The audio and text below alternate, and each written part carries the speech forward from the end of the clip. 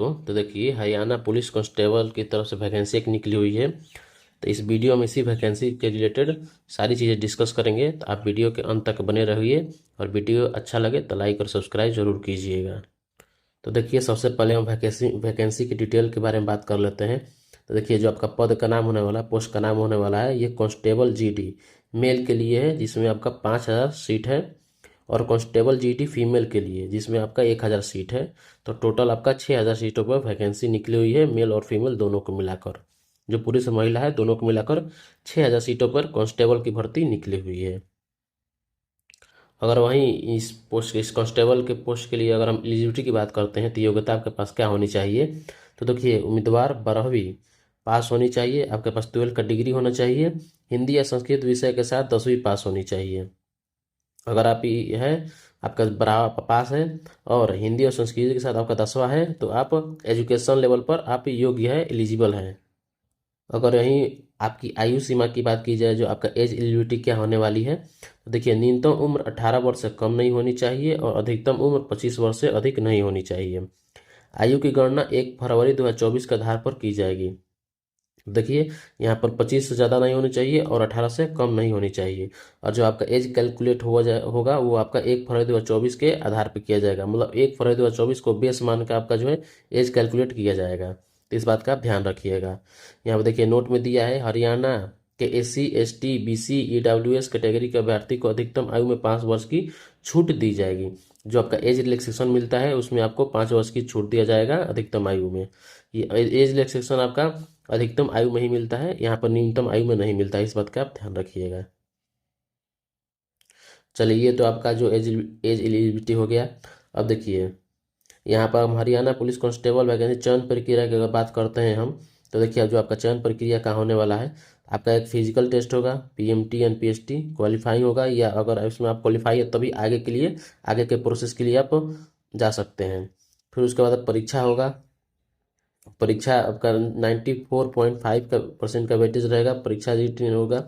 उसके बाद document verification होगा, इसमें आपका 5.5% वेटेज रहेगा और 3% NCC और 25% जो आपका 2.5% है, 2.5% सोशियो इकोनॉमिक क्राइटेरिया का वेटेज रहेगा। और उसके बाद मेडिकल एग्जाम लिया जाएगा। तो देखिए, यहाँ पर नोट में दिया गया है, परीक्षा 94.5 94.5 अंक की होगी। जो आपका टोटल रिटन एग्जाम होगा 94.5 अंक की होगी। और 3 अंक आपका जो NCC सर्टिफिकेट है वो उसमें 3 अंक दिया जाएगा। और 2.5 अंक सोशियो इकोनॉमिक क्राइटेरिया के लिए निर्धारित किया गया है। टोटल आपका इसमें 100 मार्क्स बनते हैं। तो एक बार फिर से देख लीजिएगा आपका कहाँ कहाँ मार्क्स डिस्ट्रीब्यूशन है। फिर एक बार हम बताते हैं। तो जो आपका 94.5 अंक है, ये आपका रिटर्न एग्जाम लिया जाएगा। ये आपका रिटर्न एग्जाम के लिए 94.5 अंक है। 3 अंक आपका NCC से मिलेगा। 2.5 अंक आपका सोशियो इकोनॉमिक्स क्राइटेरिया के लिए निर्धारित किया गया है। टोटल आपका 100 मार्क्स बनते हैं, इस पे आपका चयन होगा। वहीं अगर हम इसके फिजिकल टेस्ट की बात करते हैं, तो देखिए, आपका फिजिकल टेस्ट में क्या क्या होने वाला है। जो आपका जो पुरुष जनरल कैटेगरी के हैं, उनका हाइट 170 सेंटीमीटर होना चाहिए और सीनत 83 से 87 सेंटीमीटर होनी चाहिए। अगर वहीं पुरुष रिजर्व कैटेगरी की बात करते हैं, तो देखिए, जो हाइट है 168 सेंटीमीटर होनी चाहिए और जो सीना है 81 से 85 सेंटीमीटर होना चाहिए। अगर महिला जनरल कैटेगरी की बात करते हैं, तो आपका जो हाइट है 158 सेंटीमीटर होना चाहिए और सीना का माप नहीं दिया गया है। अगर महिला रिजर्व कैटेगरी की बात करते हैं, तो उनका हाइट जो है 156 सेंटीमीटर होना चाहिए और सीना माप नहीं लिया जाएगा। देखिए, यहाँ पे दिया गया है, लड़कियों की सीने की माप नहीं ली जाएगी। अगर वहीं हम इनके आगे की बात करते हैं, पुरुष पुरुष में अगर दौड़ की बात करते हैं, तो 2.5 किलोमीटर 12 मिनट में दौड़ना है। और महिला के लिए 1 किलोमीटर 6 मिनट में दौड़ना है। अगर एक सर्विसमैन कोई है, तो उनको 1 किलोमीटर 5 मिनट में दौड़ना है। तो ये आपका है दौड़ का एलिजिबिलिटी। आपको ये इन सब से गुजरना पड़ेगा। और ये आपका हाइट है, अगर आप इनके इतना हाइट है तो आप एलिजिबल है। और आपका 12 है, हिंदी इंग्लिश से 10th है, तो आप एलिजिबल है, फॉर्म अप्लाई कर सकते हैं, कोई दिक्कत नहीं है। वहीं इसका जो जो रिटन एग्जाम होने वाला है, उसकी पैटर्न और सिलेबस की बात करते हैं, तो देखिए, जो आपका परीक्षा होने वाला है वो वस्तुनिष्ठ ऑब्जेक्टिव टाइप का होगा। और उसमें OMR सीट पर लिया जाएगा, जो MR सीट है उस पर लिया जाएगा। हिंदी जो परीक्षा हिंदी और इंग्लिश दोनों माध्यम में होगी, लैंग्वेज पेपर को छोड़कर। जो आपका लैंग्वेज पेपर है, जैसे कि हिंदी और इंग्लिश, जो लैंग्वेज पेपर है उसको छोड़कर, जो हिंदी हिंदी में ही आएगा, और जो इंग्लिश का पेपर है इंग्लिश में ही आएगा। बाकी सभी जो है जनरल नॉलेज वगैरह और बाकी सब वो आपका हिंदी और इंग्लिश दोनों में क्वेश्चन रहेगा। प्रश्नों की कुल संख्या 100 होगी और प्रत्येक प्रश्न 0.945 अंक का होगा। जो मतलब एक जो प्रश्न है आपका 0.945 अंक का होगा और टोटल आपका 100 क्वेश्चन रहेगा। परीक्षा के लिए 105 मिनट का समय दिया जाएगा।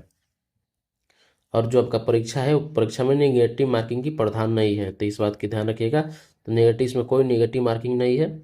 और इसमें टोटल आपका 105 मिनट समय दिया जाएगा, मतलब 1 घंटा 45 मिनट का आपके पास 1 घंटा 45 मिनट का समय मिलेगा इस परीक्षा के लिए। आगे अगर हम देखते हैं कौन कौन से विषय से इसमें प्रश्न पूछे जाएंगे।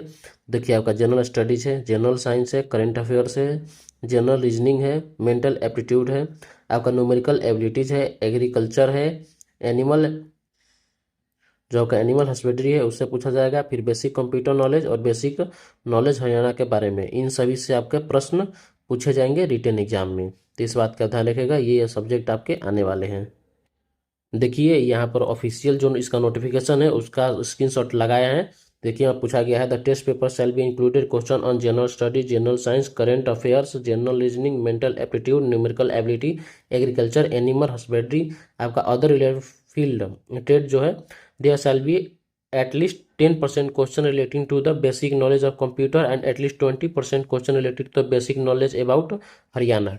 तो देखिए ये आपका जो है 10% बेसिक नॉलेज जो कंप्यूटर नॉलेज है उससे कंपलसरी, और 20% जो आपका है बेसिक नॉलेज ऑफ हरियाणा, इनसे कंपलसरी है। The standard of question shall be expected two of an educated person having pass 10+2 examination for the post of constable. तो देखिए जो आपका जो जो एग्जाम का जो लेवल होने वाला है वो आपका 10+2 के उसी के लेवल पे आपका प्रश्न पूछा जाएगा। वहीं अगर हम इसका पैटर्न और एग्जामिनेशन की बात करते हैं तो देखिए, all question shall be compulsory, question paper shall be bilingual, जो इंग्लिश और हिंदी वो इंग्लिश हिंदी में आएगा। एंड जो ऑफलाइन वो हमारा बेस होगा, रिटन एग्जाम होगा, जो मुझे कि यहाँ पर कंप्यूटर बेस नहीं होगा। जो ऑफलाइन हो आपको ओएमआर सीट दिया जाएगा, क्वेश्चन पेपर दिया जाएगा, वैसे ही होगा आपका for knowledge marking for wrong answer. The total number of question will be 100 with weightage of 0.945 marks for each question. A candidate has to fill one option compulsory out of 5 options given. Extra 5 minutes shall be given to marks fifth option. If candidate does not know the answer, total time allowed for the paper will be 100 plus 5, मतलब total 105 minute दिया जाएगा including the 5 minutes. In case of candidate does not mark any of 5 option for question, then 0.945 marks for each unattempt question shall be deducted. तो इस बात का आप ध्यान रखिएगा, अगर आपको क्वेश्चन छोड़ते हैं तो आपको उसका मार्क्स नहीं मिलेगा। इसलिए नेगेटिव मार्क्स की मार्किंग नहीं है, तो मतलब ट्राई कीजिएगा कि जो नहीं आपका क्वेश्चन आ रहा है तो कोई ना कोई इसमें ऑप्शन आप मार दीजिए, क्या पता सही हो जाए।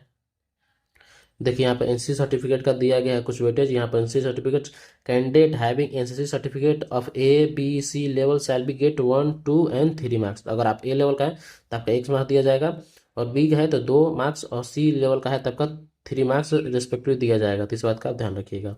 Socio economic criteria maximum 2.5% socio economic criteria weightage shall be admissible to eligible candidate as per common eligibility test policy, जो डेट 5/5/2022 में जो होगा हुआ है, for the post of group C&D amended from time to time.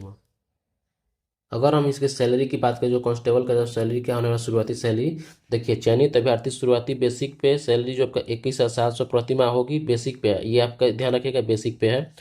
Basic पे salary का हर माह विभिन्न प्रकार के भत्ते भी मिलेंगे, जैसे महंगाई भत्ता, चिकित्सा भत्ता, यात्रा भत्ता, मकान किराया भत्ता, और जो का लीव इनकेंसमेंट है वो आपको मिलेगा, अलाउंस आदि। आसान भाषा में समझे तो सभी भत्ते और बेसिक पे सैलरी मिलाकर इन हैंड सैलरी आपकी शुरुआत 35 से 40 हज़ार के बीच में होगा। तो जो आपका जो आपका हाथ में एट द एंड सैलरी आएगा वो आपको 35 से 40 हज़ार के बीच में आपका सैलरी रहेगा। तो इस बात का ध्यान रखिएगा। वहीं अगर हम इसके आवेदन शुल्क की बात करते हैं, जो एप्लीकेशन फीस क्या होने वाला है, तो देखिए अनारक्षित जनरल और EWS के लिए 0 रुपया है, अन्य जो ओबीसी के लिए वो भी 0 रुपया है, एससी के लिए भी 0 रुपया, एसटी के लिए भी 0 रुपया है। सभी कैटेगरी के उम्मीदवारों को आवेदन शुल्क में छूट प्रदान की गई है। तो ये देखिए सभी में 0 रुपया है, तो इस बात का ध्यान रखिएगा। इसमें कोई फीस नहीं लग रहा है, आप एलिजिबल हैं तो आप कोई भी अप्लाई कर सकते हैं, कोई दिक्कत नहीं है। वहीं इसके कुछ इंपॉर्टेंट डेट्स की बात कर लेते हैं। तो देखिए जो ऑनलाइन आवेदन शुरू होगा वो 20 फरवरी से स्टार्ट होगा, और ऑनलाइन आवेदन करने की अंतिम तिथि है जो 21 मार्च तक की जाएगी। फिजिकल टेस्ट और लिखित परीक्षा की तिथि बाद में जारी किया जाएगा, तो उसके लिए अलग से हम वीडियो बना देंगे। बाकी ये जो है आपका, या इतने के बीच में आप अप्लीकेशन कर दीजिएगा तो बाद में कोई प्रॉब्लम दिक्कत नहीं होगा।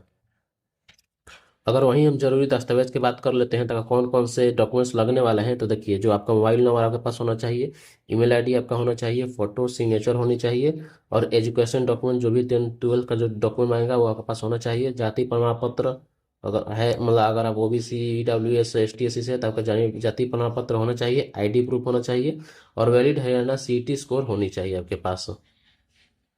अगर यहाँ पर इंस्ट्रक्शन देखते हैं तो देखिए पहला पॉइंट दिया गया है, अभ्यर्थी को सचेत किया जाता है कि आवेदन करने से पहले हरियाणा पुलिस कांस्टेबल भर्ती 2024 के ऑफिशियल नोटिफिकेशन को भली भांति पढ़ ले, सभी शर्तों को पूरा करने की स्थिति में ही आवेदन करें। देखिए एक बार इसको आवेदन करने से पहले जो इसका ऑफिशियल नोटिफिकेशन है एक बार पूरा पढ़ लीजिएगा, ताकि हर चीज़ क्लियर हो सके। तो इसका जो ऑफिशियल नोटिफिकेशन का लिंक है अपने डिस्क्रिप्शन बॉक्स में डाल देंगे, आप वहाँ से जाकर डाउनलोड कर पढ़ सकते हैं। देखिए अब दूसरा पॉइंट दिया गया है, केवल ऑनलाइन आवेदन स्वीकार किए जाएंगे, अन्य किसी माध्यम से आवेदन स्वीकार नहीं किया जाएगा। अभ्यर्थी को आयोग की वेबसाइट पर जाकर ऑनलाइन आवेदन कर सकते हैं। तो देखिए जो भी है आपका केवल और केवल ऑनलाइन आवेदन स्वीकार किया जाएगा। अगर कोई कैंडिडेट अप्लाई करना चाहते हैं तो अपने डिस्क्रिप्शन बॉक्स में इनका लिंक दे देंगे, आप वहाँ से जाकर अप्लाई कर सकते हैं। अगर तीसरा पॉइंट की बात करते हैं तो ऑनलाइन आवेदन पत्र में सभी जानकारी ध्यानपूर्वक सही सही बात, तो जो भी एप्लीकेशन जो डिटेल आप भरिएगा, तो आपका जो 10th का मार्कशीट वगैरह है उसी का डिटेल इसमें भरिएगा। जो जैसे आपका नाम हो गया, डेट ऑफ बर्थ, पिता का नाम, माता का नाम, जो आपका 10th है उसी का भरिएगा, ताकि बाद में कोई दिक्कत वगैरह ना हो। अगर वहीं अगला पॉइंट बात करते हैं तो दिया गया आवेदन पत्र में अपना मोबाइल नंबर और ईमेल आईडी ही दर्ज करें, क्योंकि भविष्य में इस भर्ती से संबंधित कोई भी जानकारी आपके द्वारा दर्ज किए गए मोबाइल नंबर और ईमेल आईडी पर भेजी जा सकती है। तो देखिए जब आप एप्लीकेशन जब भरे जाइएगा तो वहाँ पर अपना ही फ़ोन नंबर ईमेल आईडी दीजिए, ताकि बाद में अगर कोई मैसेज वगैरह आए तो आपको ही प्राप्त हो। दूसरा को अगर दीजिएगा तो फिर दिक्कत हो जाता है। तो इसीलिए अगर मतलब कोई भी जानकारी वगैरह वहाँ मेल किया जाएगा या मैसेज किया जाएगा तो आपको ही प्राप्त हो, इसलिए अपना मोबाइल नंबर और ईमेल आईडी देने की कोशिश कीजिएगा। अगर लास्ट पॉइंट बात करते हैं तो आवेदन पत्र सबमिट करने के बाद अभ्यर्थी आवेदन पत्र को डाउनलोड कर उसका प्रिंट आउट अपने पास सुरक्षित रख ले। तो देखिए जो भी जब आप एप्लीकेशन को सबमिट कीजिएगा तो उसके बाद प्रिंट आउट निकलता है रिसिप्ट के तौर पर, तो उसको अपने पास सुरक्षित रखने का बोल रहा है, क्योंकि उसमें एक एप्लीकेशन आईडी रहता है। जो एप्लीकेशन आईडी जनरेट होता है, जो भरिएगा एप्लीकेशन, उसका एक एप्लीकेशन आईडी रहता है। तो एप्लीकेशन आईडी बहुत काम का होता है, या एडमिट कार्ड डाउनलोड करने के लिए या रिजल्ट वगैरह देखने के लिए, तो एप्लीकेशन आईडी बहुत ही ज़्यादा जरूरी होता है। तो इसलिए बोल रहा है सुरक्षित अपने पास उस प्रिंट आउट रख लेना है, ताकि आगे चल के कोई दिक्कत वगैरह ना हो। Thank you very much.